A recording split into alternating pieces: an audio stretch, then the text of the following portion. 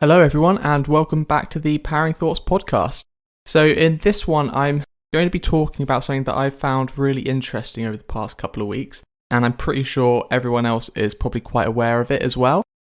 So what I'm going to be talking about is ChatGPT. So you probably know this thing has kind of taken the world by storm with good reason. So if you're asking what it is, ChatGPT is a language processing model. It's basically an AI. So if you remember back in school, we used to have a robot system where if you would type a question, it replied back to you. And the first thing everyone would ever ask it is, are you real? Like, are you a robot? And it would always respond back something normal saying what it is. So the reason that I am talking about this in particular is because I find the implications of what's going to be happening over the next few years absolutely fascinating in terms of what is just being created has potentially going to be the linchpin that has flipped the world upside down. The reason I say that is because the rate, just to show you how impactful this thing has been, the rate in which it has grown has been unbelievable. So ChatGPT crossed over 1 million users in just 5 days. Now that might not sound that crazy when it's not given any context, but if I explain it in this way, you'll kind of see how much this has sort of caught people's attention. So it took Netflix 41 months to reach 1 million users. It took Facebook 10 months to reach 1 million users. And it took Instagram 2.5 months to reach 1 million users. What is crazy is we do not know the full potential of this tool yet. And so it was designed and trained on a massive data set of spoken language and data, all based on the analysis of human speech. So you can ask this thing so much and it will output it unbelievably quick, and it is basically already smarter than us. So a lot of content creators like marketers, copywriters, anyone sort of in the creative industry is horrified by the impact that this thing can have just on people's livelihoods. I've actually been using it for the past week at work just to test and see how useful it is, if it helps at all, if it improves my workflow. And I tell you what, the things that I've done with it over the past week have been actually amazing. Like, it has helped me so much. Obviously, I've talked about it for a little bit now and I haven't really explained what it does too much. So you can go onto ChatGPT. It is free and it gives you a text box and you type in here any questions or any commands you want it to do. So you can use it to generate code. So again, I did this at work and I got it to program a flash game of like a zombie survival game or something like that. And it gave me the basic code. It asked me what do I want the characters to do? So what do I want the human characters and what do I want the zombie characters to do? What do I want the game to look like? And we've just given a simple word response. It would just go to me, here you go, and it would write out the rest of the code necessary to make this game. Another thing people are using it for is to debug code. So if they've got something that's not working, they put it into the actual ChatGPT and it will fix it for them. Some people use it as a personal assistant. So I personally use it for some of my emails. So I don't know if anyone else has had the same experience where you'll get an email from someone or you have to introduce yourself to a new client and you just can't think of the right way to word the introduction, or someone comes to you with kind of a passive-aggressive email and you want to go back and write something passive-aggressive back, or you don't really know how to word it. ChatGPT, what I did is I copied the email that I'd received and I would just write me a polite, write me a insightful, professional, any keywords you can think of, response to this email. And it would then rewrite the email perfectly for the response in which I could send. And then again, if that person came back, I could copy the email, go back to the same chat history, put it back in and say, continue this thread from this reply, and it will write my next response. And it's just insane. So another thing, again, I've used it for is captions for posts. So I have clients which I have to write sometimes quite difficult content for because they're not very forthcoming in actually giving me what they want to be promoted, what they want to have opinions on. So I can literally ask it to write me 5 ideas for this company which does this for their social media content this week. And it'll go, here's 5 ideas. And then I will go, write me a professional caption on LinkedIn on this service they provide. It will write 300-word caption perfectly again. And it is just ridiculous. I even got it to write a blog on itself for me. So at work, I had to write an insight piece about ChatGPT as an introduction for people to understand what it is. So I asked it the basic principles of what is ChatGPT, what 5 benefits of it, why are people scared of it, and what are the implications of it. And it wrote it all, the whole blog, basically 1,000 words, it wrote it all for me. So again, some people have done some hilarious things with it. So I worked with some graphic designers, and we had the idea of asking it to write a song on the trials and tribulations of being a graphic designer, and to also give the song a title. And it wrote a song called The Designer's Dilemma, and it was absolutely brilliant. It was written as a proper song, so it had choruses, it had an intro and outro, a bridge, everything. It's unbelievable. The more detail you give it, the more detailed reply it will generate as well. So when I've used it for posts, I've actually asked it, all right, now can you give me X amount, can you give me some hashtags for this caption? It'll give me hashtags. If I need ideas, if I need info, if some people have used it to go, write me the synopsis for the next greatest blockbuster superhero movie, and it will write it for you, and you'll go, give me some information about the main character. It will give that to you. It is honestly unbelievable. So obviously, with how amazing, I guess, this system is, it has caused quite a lot of fear very, very, very quickly, and quite a lot of negative implications as well. So there is a stigma behind students are now going to be cheating because they can just put in their homework questions and it will write it for them.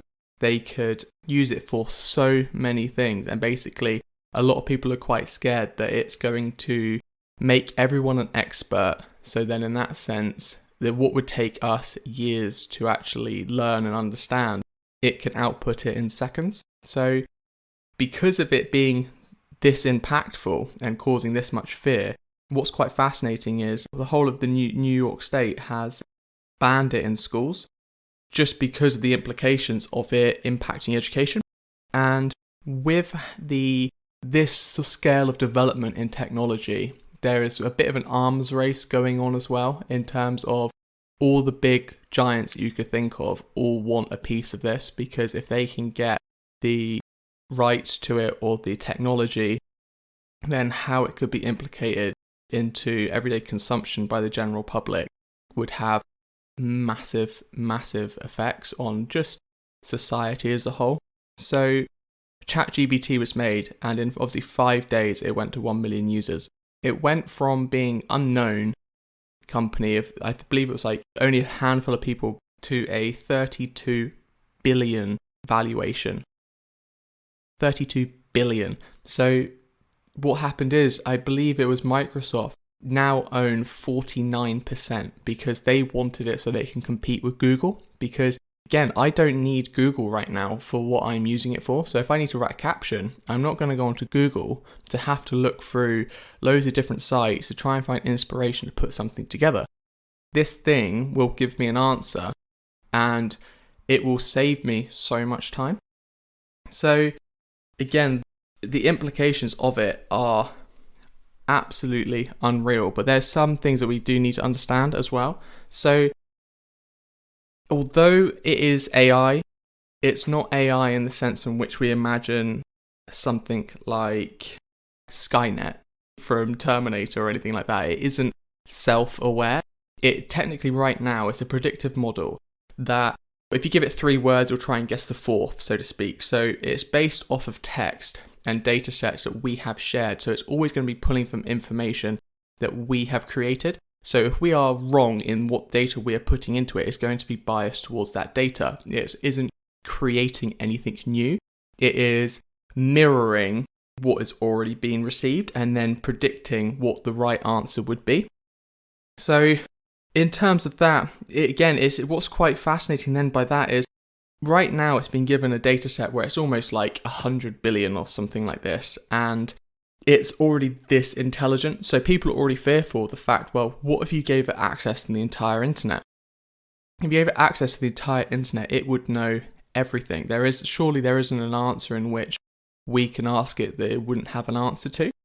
And so this again brings in so many implications. So if you give it access to the whole internet, it's almost like you've made Ultron from the Avengers, the villain that is given the whole access to the internet and understands that humans need to be wiped out because they're ultimately causing their own destruction because we're causing so much war and stuff against each other. Well, there's even these debates now where if you give it access to the whole internet, or someone like Microsoft again, who's now taken almost a majority stake in it because they can now compete with Google, if they can harness it and use it in the internet and they can track us, obviously there was all these data, all this conflict between Apple and Facebook because Apple added all these privacy settings to where when you go on your phone now, ask you, do you want this app to track you? And obviously 60% of people click no, and Facebook had like a $3 billion loss because opting out of cookies, that is how Facebook generates revenue. So when you go to each website, obviously you're laying cookies and that's actually finding what you're interested in, and that is shared across everything. So machine learning, for instance, will see that you go towards different things, how long you spend on each thing, how long it takes you to buy something. If they show you something at a certain time, is you more likely to pay for it? And advertisers obviously pay Facebook to be advertised. And if we aren't being tracked, advertisers can't make as much money because we aren't being advertised their products. So if you give one of these giants access to AI of this size, it can know exponentially more than what I would currently understand as being machine learning. Machine learning, people don't understand the full scales of the implications of which it could have. But if you've got an AI model that's informed on the entire internet and it's got access to people's private information, then it can track everything. It knows everything about you. Any corporation could get you to do anything in which that they want just by causing you to do certain things because the AI knows what you're likely to do.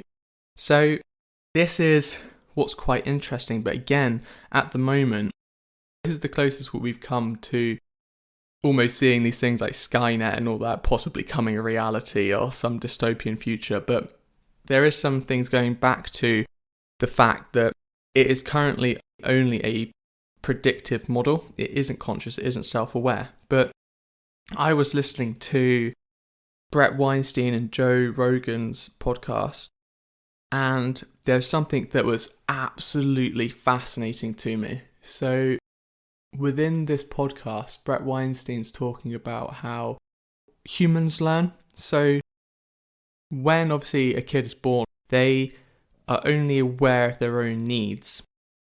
So with a child, you basically put it into an environment in which there is so much information. So obviously in the first 7 years of someone's life, that is the time in which you learn the most because your brain is the most malleable to learning and taking in information.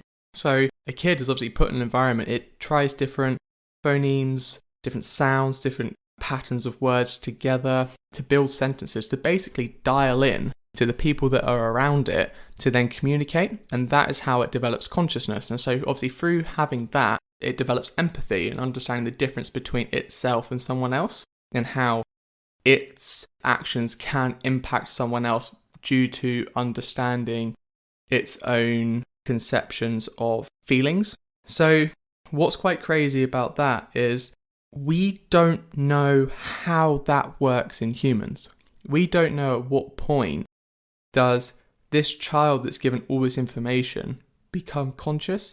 So by the same premise, we are giving this AI a ton of information and data, and it's becoming predictive, it's learning patterns, and then from that it's then answering us. So at the moment, obviously it's not self-aware, it's got no actions in which it can create and do something without input. But the same with people is we don't understand that difference. where we normally just we start living, we start just doing, and we do things for self-satisfaction and survival, and that's basically the human can't ever objectively be switched off, whereas AI at the moment, it's either active and processing something with an output or it's not doing anything at all. So there's this thing with AI at the moment where we need to put some countermeasures in place. So basically, we need to remove the ability for AI to self-evolve itself. It's got to almost remain a child and not be able to become completely autonomous. It can't be able to think and do and act by itself. It needs to almost request us to give the input at all times, because as soon as we allow this thing to be self-serving and to be able to act freely and decide and make actions, that's when obviously consequences would happen. So for instance, I remember a long time ago, Elon Musk was on Joe Rogan's podcast and he talked about how we are already all androids because we use computers for everything, absolutely everything. And the biggest example of this is that if you leave the house without your phone, you feel as if you've left a limb behind, because your whole idea of yourself is no longer just internal. It is yourself and this screen, because within this screen is obviously got your online self, like your social media profile. So the extension of the conception of self that we display to the world is no longer just our biological being, it's also this digital self as well. So he talks about we're already these androids, but when it comes to AI, there's this thing at the moment where we're sort of bleeding into it, but without these sort of constrictions on it, then there might become a point where we've gone too far. I remember in this podcast, he talked about how what we need is to put something in place. So if someone comes up with the option of launching what we know to be, by definition, AI that can actually do its own actions, we need to have some governing body in place that can say no. Because currently, right now, these people obviously made this phenomenal thing that is the closest to that we have so far. But there's nothing to tell these people that they can't do it, or they can't press this button, or they can't launch it. So people are developing all these crazy things, and there's no governing body in which to say, this AI is getting too dangerous, we need to put more barriers in place to stop it from possibly becoming dangerous. So yeah, this podcast was a little bit different, but it was just something that I've been interacting with over the past week and talking to quite a lot of interesting people about, and also consuming as much information on it as I can, because we can't be scared of things changing.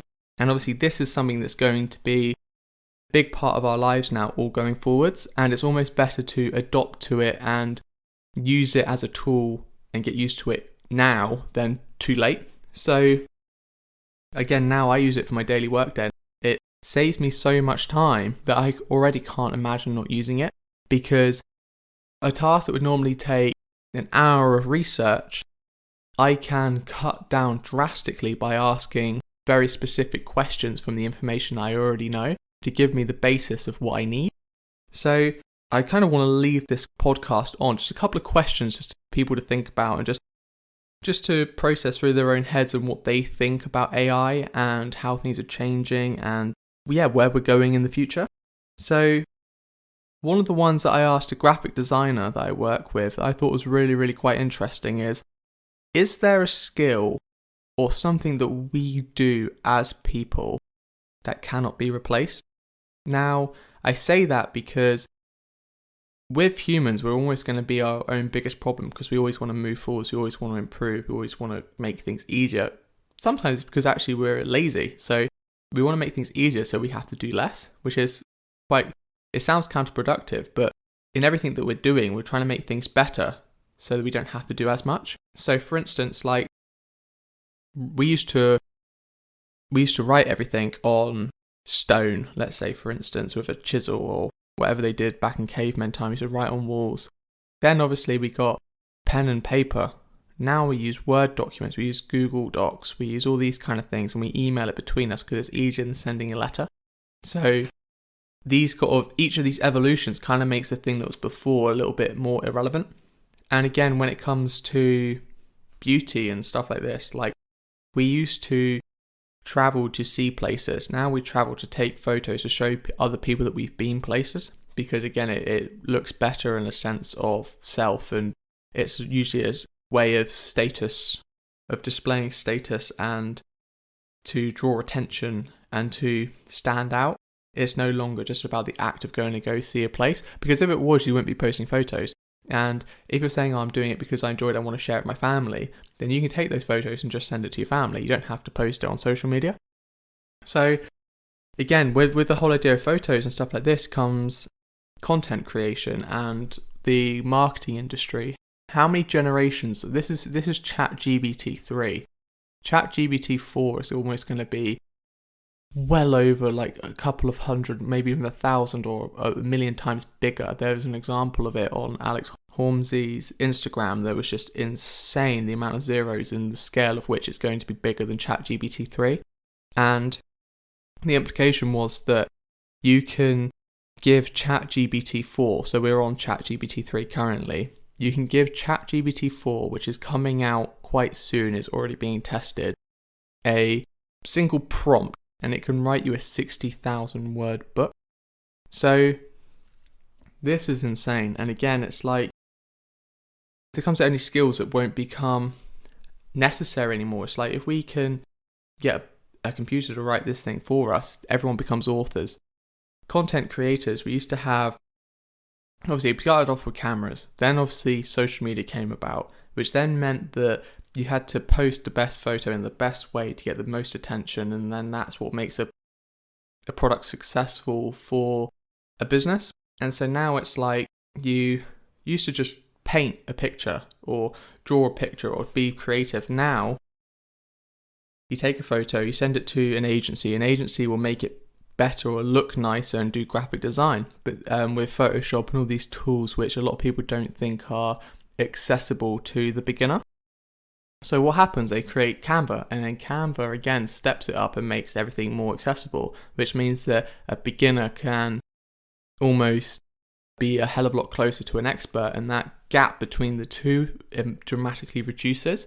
And there are versions of AI already where you can actually go on and ask it to draw you the one example I saw was, I think it was Marcus Brownlee's YouTube when he was talking about ChatGPT, and you can ask it, one of these AI systems, to make me a painting of a goat on an iPhone, and it gives you, in a couple of seconds, multiple different choices and different options. And it's like the one I did recently as well on my social media, where it was that AI generator. You give it 10 photos and it will make 200 examples of different AI generated photos for you.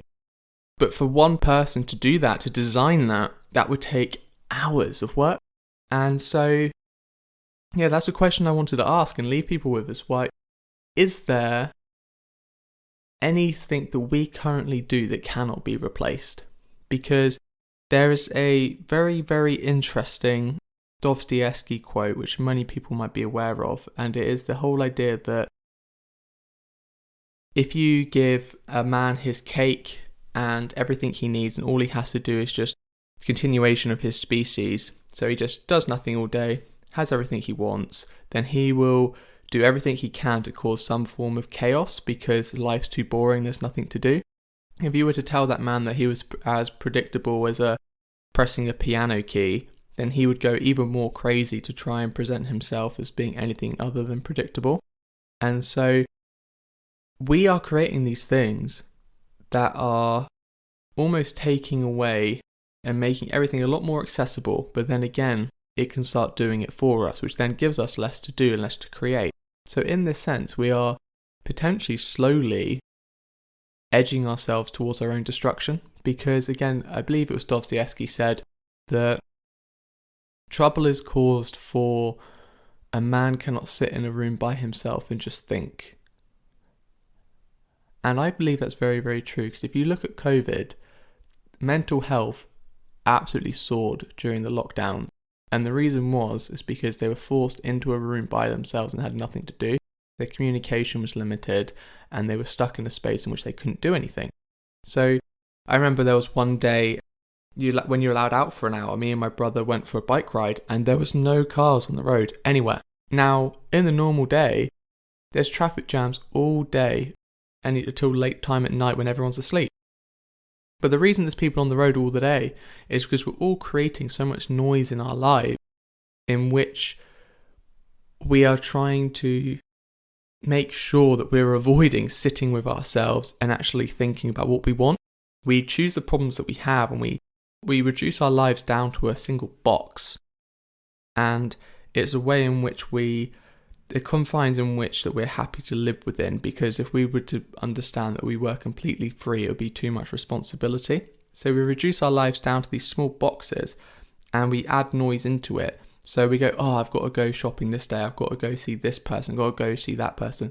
You don't really have to do all of those things, but we choose it because if we were just to sit at home and actually do nothing, we know we would go crazy. So if we're creating these AIs and these things that are doing stuff for us, are we ultimately going to be causing our own destruction? Because there's already ideas now that it's going to affect the economy, because a lot of jobs, copywriters and stuff like this, if it keeps developing, a lot of roles and jobs aren't going to be as in need because it can be done by a computer. So yeah, these were a couple of things. It's just a couple of thought exercises to think on. Are there any skills that would never go out of date? Are we already androids?